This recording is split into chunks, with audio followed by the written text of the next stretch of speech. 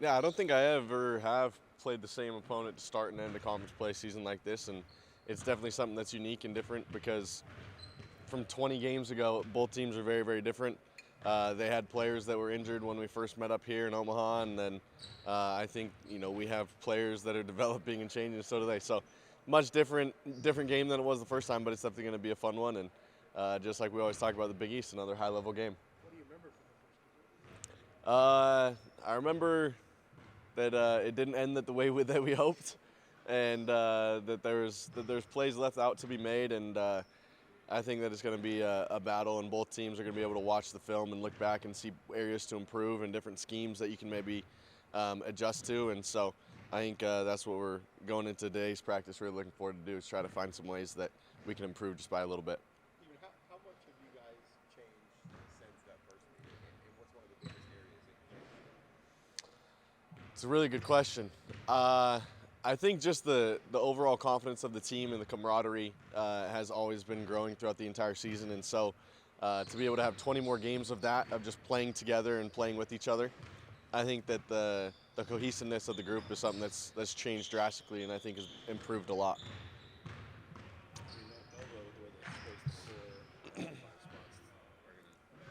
Challenge you guys to be good in front of the ball, physical. Absolutely. Having the Marquette game where you had to do the exact same thing because of who they were missing, does that help at all to familiarize yourself with that type of style?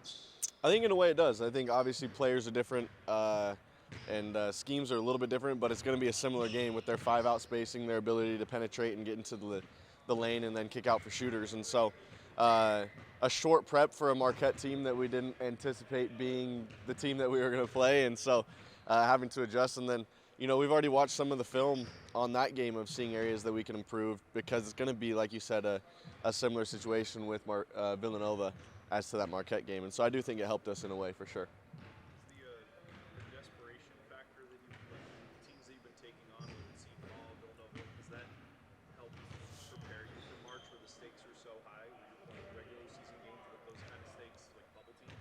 Absolutely. I mean, I think that any great team can also find their own personal motivation for a game, and we actually talked about it the other day of the importance of staying disciplined, because motivation comes and goes, but discipline stays. And so I think that for us, we're in a really good situation coming into March, but at the same time, we have to stay disciplined towards every game you go out, you want to win, and every game you want to go out, you want to improve your seeding, whether it be for the Big East tournament coming up next week or March Madness coming up in a few weeks. And so I think that this group's done a really good job of staying disciplined towards that, and definitely prepares you for when the stakes are at the ultimate height coming towards March, where if you lose, you don't have another game the next day. So.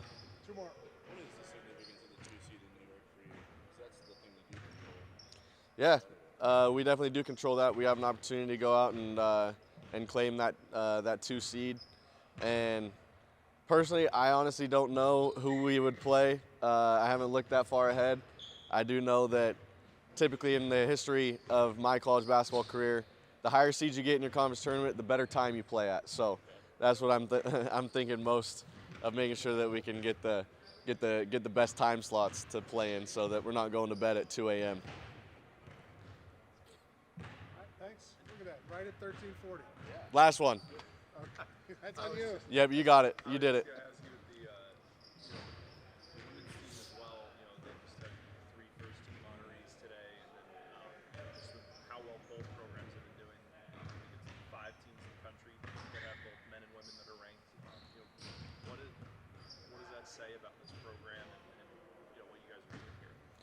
I think that Omaha and basketball are one and the same. I think it's a huge credit to the community and the support that they give us on a nightly basis on both teams.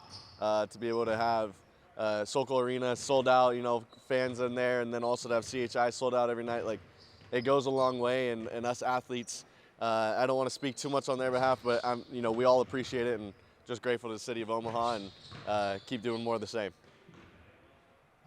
Thank you. Thanks, guys.